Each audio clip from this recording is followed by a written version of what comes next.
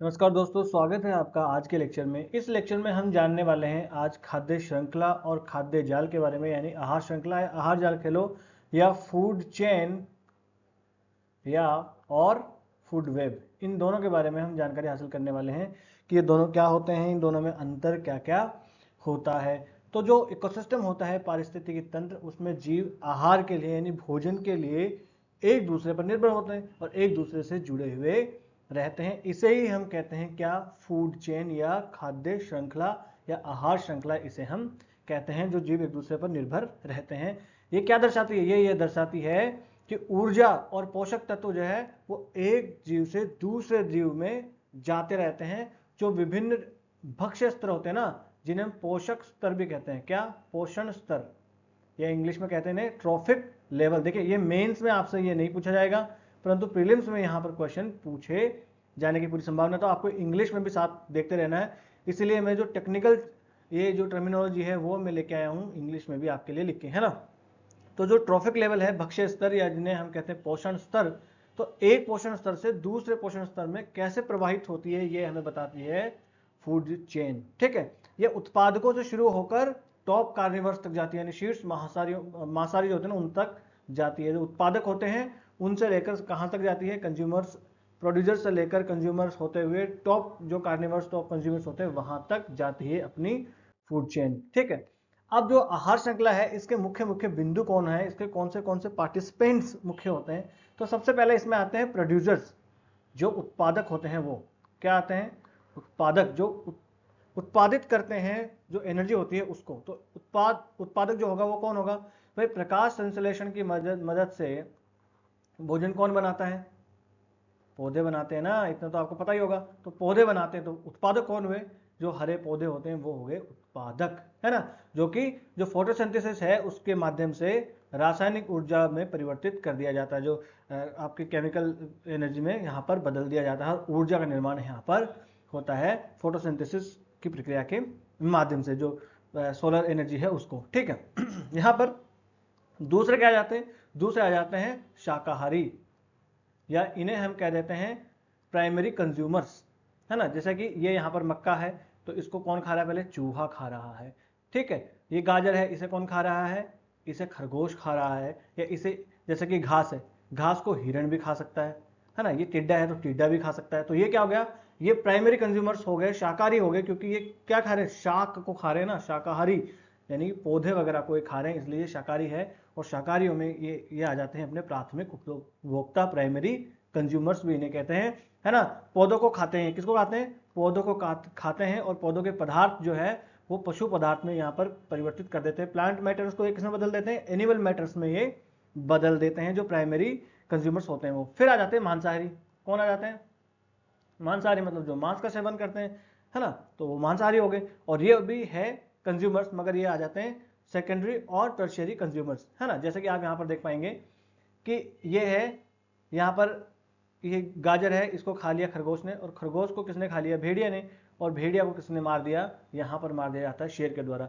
तो ये जो है भेड़िया, ये तो हो गया प्राइमरी, आप इसे कह सकते हो कि सेकेंडरी, इसको कंज्यूमर्स कह सकते हो, या इसे द्वितीय मांसाहार, ये मांसाहार में तो प्रथम ही हो गया, तो इसे कह दिया हमने द्वितीय कंज्यूमर्स हो गया। और ये हो गया यहाँ पर तृतीय कंज्यूमर, है ना। ये फर्स्ट कंज्यूमर, ये सेकंड, और ये तृतीय कंज्यूमर हो जाते हैं। तो इस प्रकार से इसके ये पार्टिसिपेंट होते हैं। ठीक है, आगे आ जाते हैं। आहार श्रृंखला जो है वो कितने प्रकार की हो सकती है? फूड चेन जो है वो कितने प्रकार की हो सकती है? तो मुख्य मुख्य दो प्रकार की होती है। एक होती है ग्रेजिंग फूड चेन, जिसे हम कहते हैं चराई आहार श्रृंखला। क्या कहते हैं? चराई आहार श्रृंखला, या आहार श्रृंखला को खाद्य श्रृंखला भी कहते हैं। किसी किसी का खाद्य श्रृंखला सुना होता है तो आहार श्रृंखला सुनने की आदत नहीं होती है ना। तो खाद्य श्रृंखला या आहार श्रृंखला एक ही बात है। तो एक होती है चराई होती है जो ग्रेजिंग, और एक होता है डेट्रिटस।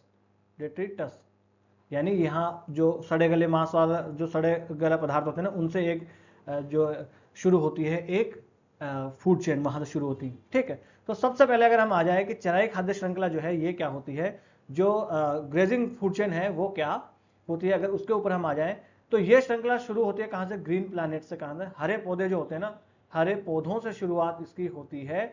इस ग्रेजिंग फूड चेन की जो चराई खाद्य श्रृंखला है, इसकी शुरुआत कहां से होती है?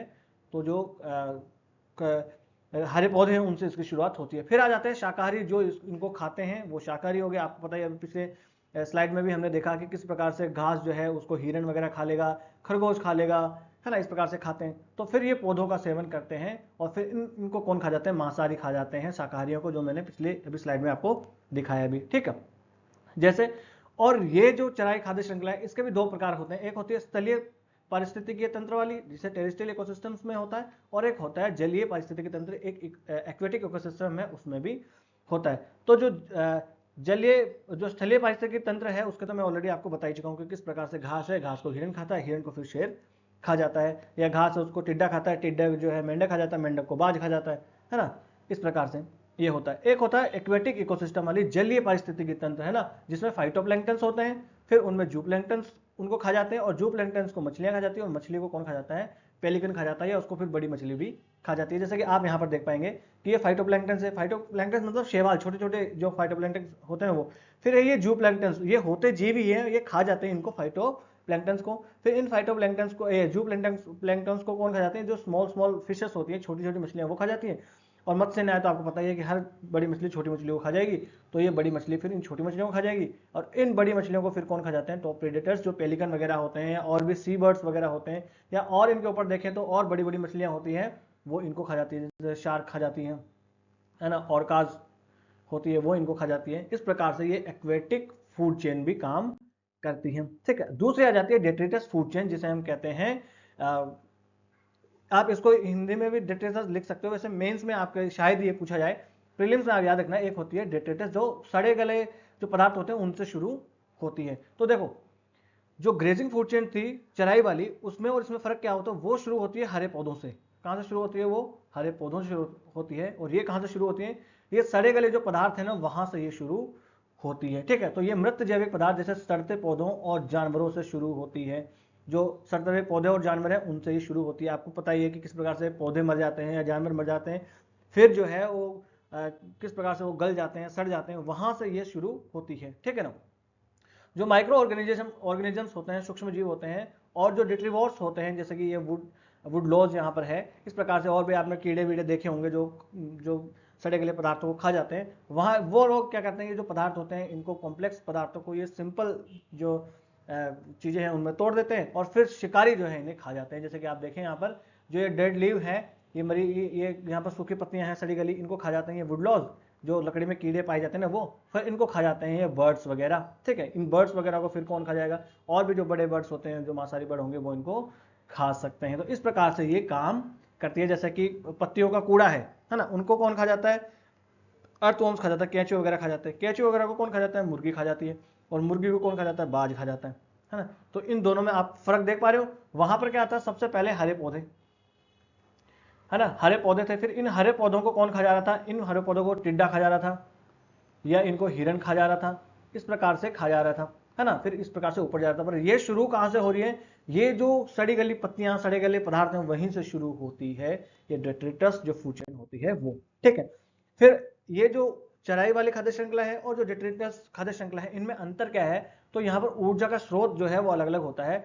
चराई वाली खाद्य श्रृंखला में ऊर्जा का स्रोत कौन होता है, वो होता है लिविंग प्लांट का बायोमास होता है, वो होता है, यानी जो पौधे होते हैं उनका बायोमास, यानी जैव भार जो है, क्या जैव भार, वो इनमें ऊर्जा का स्रोत होता है। और डेट्रिटस आहार श्रृंखला है, खाद्य श्रृंखला, इसमें मृत जैविक पदार्थ है ना, जो डेड ऑर्गेनिक मैटर है, वो यहाँ पर होता है ऊर्जा का स्रोत वो होते हैं, ठीक है। संबंध क्या होते हैं, तो चराई आहार श्रृंखला से उत्पन्न कचरा, मृत पदार्थ डेट्रिटस आहार श्रृंखला को प्रदान हो जाते हैं। तो जो चराई वाली खाद्य श्रृंखला है उसका जो मृत पदार्थ है वो किसको प्राप्त हो जाता है, जो डेट्रिटस खाद्य श्रृंखला है उसको ये प्राप्त हो जाते हैं। जैसे कि आप यहाँ पर देख पा रहे होंगे कि किस प्रकार से ये फूड चेन है, फूड चेन, ये ग्रेजिंग फूड चेन में ये पौधे हैं, इनको कैटरपिलर वगैरह खा जाता है, फिर इनको ये पक्षी खा जाता है। मान लीजिए कि ये पक्षी मर गया, तो जब अब ये पक्षी मर गया तो ये भी तो मिट्टी में मिल जाएगा, इसको भी तो जो कीड़े वीड़े छोटे छोटे हैं वो खा जाएंगे, तो फिर ये यहाँ से शुरू हो जाता है ना। फिर इनको खाएंगे ये अर्थवर्म्स वगैरह, फिर इनको ये चूहा वगैरह से जो है ये खा जाते हैं। तो इस प्रकार से इनका अंत इनकी शुरुआत कर देता है।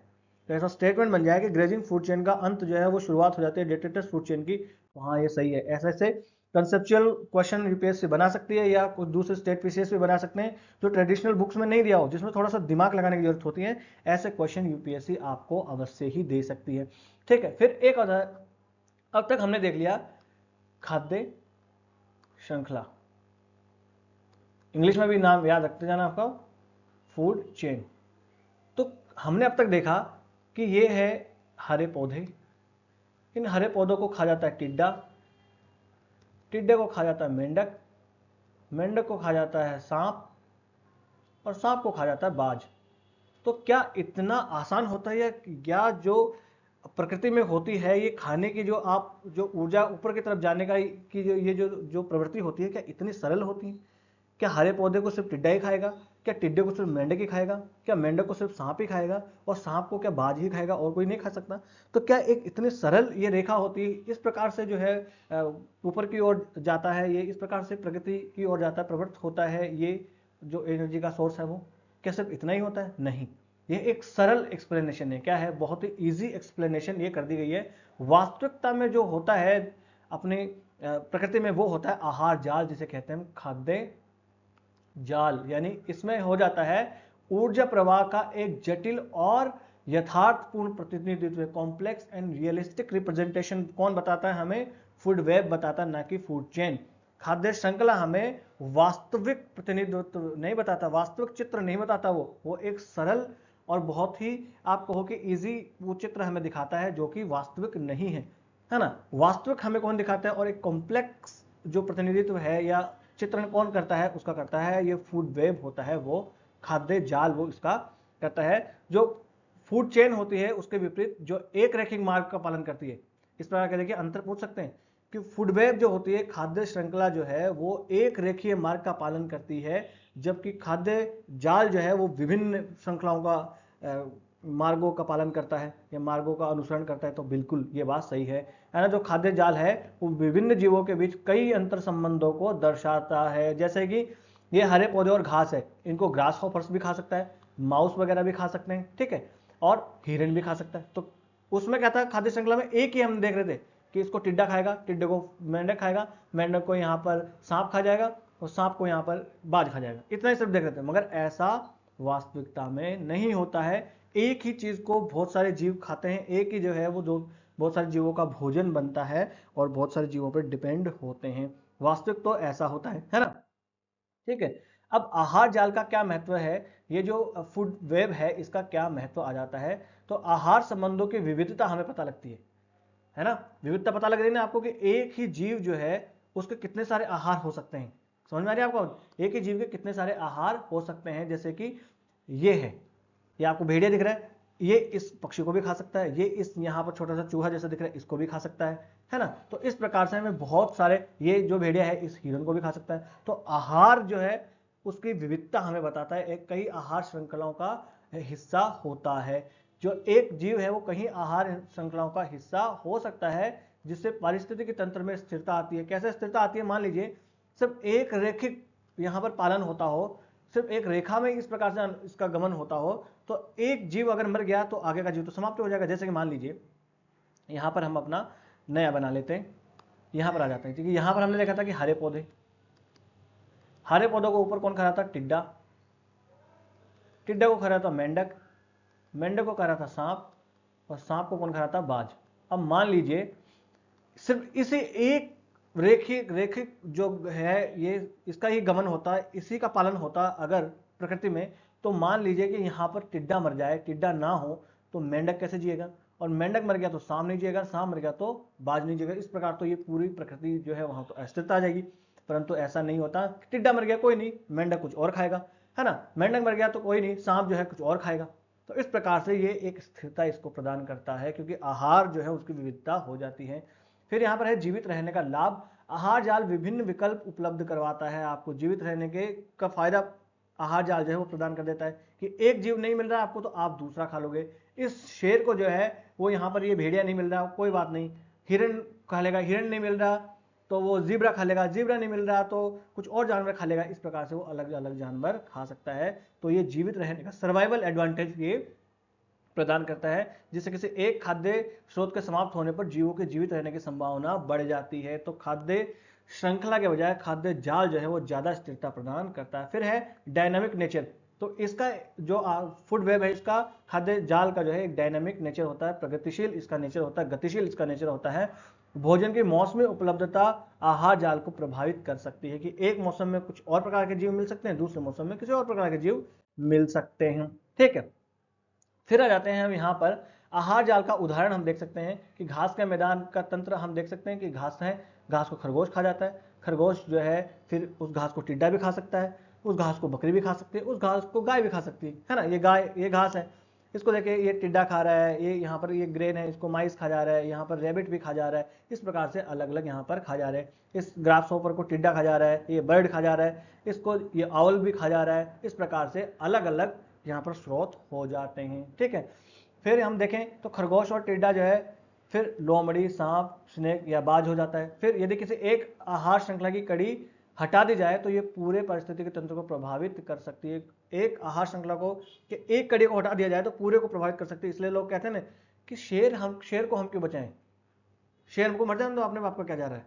ऐसा लोग कहते हैं ना कि शेर को मर जाने दो। कुछ लोग ऐसी भाषा का इस्तेमाल करते हैं। खैर अपन सभ्य लोग हैं, हम लोगों को ऐसी भाषा का इस्तेमाल नहीं करना है। तो ऐसा हो जाता है कि शेर मर गया, इससे हमें क्या नुकसान है, इससे जो है वो जंगल को क्या नुकसान है। मगर जो प्रकृति को समझते हैं उन्हें पता है अगर शेर मर गया, सारे के सारे शेर खत्म हो गए, तो जो शाकाहारी जीव है उनकी संख्या बहुत ज़्यादा बढ़ जाएगी, उनको कोई खाने वाला नहीं होगा। और शाकाहारी जीवों की संख्या ज़्यादा बढ़ गई तो वो जितने भी घास है, जितने पेड़ है, सबको खा जाएंगे। तो जितने पेड़ घास सबको खा जाएंगे तो जंगल कहाँ से बचेंगे। जंगल नहीं है तो फिर पारिस्थितिकी तंत्र खत्म है, फिर वर्षा कैसे होगी, बाकी सारा काम कैसा होगा, ऑक्सीजन कहाँ से मिलेगी। तो इस प्रकार से एक जीव को भी हटा दिया जाए, मान लीजिए कि शाकाहारी जीव में हिरण खत्म हो गए, तो हिरण खत्म हो गए तो शेर क्या खाएगा, जो भी मांसाहारी जीव है वो क्या खाएगा। अगर हिरण खत्म हो गया तो वो वाले जीव खत्म हो जाएंगे। इस प्रकार से एक जीव को हटा दिया जाए तो पूरी की पूरी श्रृंखला जो है वो यहाँ पर समाप्त हो सकती है। आहार जाल एकाधिक भोजन मार्ग प्रदान करके ऐसी गड़बड़ियों से बचा लेता है। इसलिए फूड वेब जो होता है, खाद्य जाल जो होता है, ऐसे गड़बड़ियों से बचा लेता है कि एक भी कड़ी हट गई, एक कड़ी हट गई तो उसकी जगह दूसरी ले लेगा। जैसे कि मान लीजिए यहाँ पर ये टिड्डा खत्म हो गया तो कोई बात नहीं, ये आउल है, ये माइस को खा लेगा, ये रैबिट को खा लेगा। इस प्रकार से मान लीजिए कि सिर्फ ग्रास हॉपर ही है तो फिर अगर ग्रास हॉपर मर गया तो आउल का तो मरना तय ही होगा, जो उल्लू है उसका तो मरना तय ही होगा। तो इस प्रकार से ये हमने आज के लेक्चर में देख लिया खाद्य जाल और खाद्य श्रृंखला के बारे में, दोनों के बीच में अंतर क्या है। जहां जहां मैंने जोर देके बताया वहां से क्वेश्चन बनने के चांसेस ऑलरेडी देखिए वहां पर बनते हैं, बहुत ही ज्यादा संभावना है। तो बस आज का लेक्चर कर लेते हैं यहीं समाप्त। नमस्ते, धन्यवाद।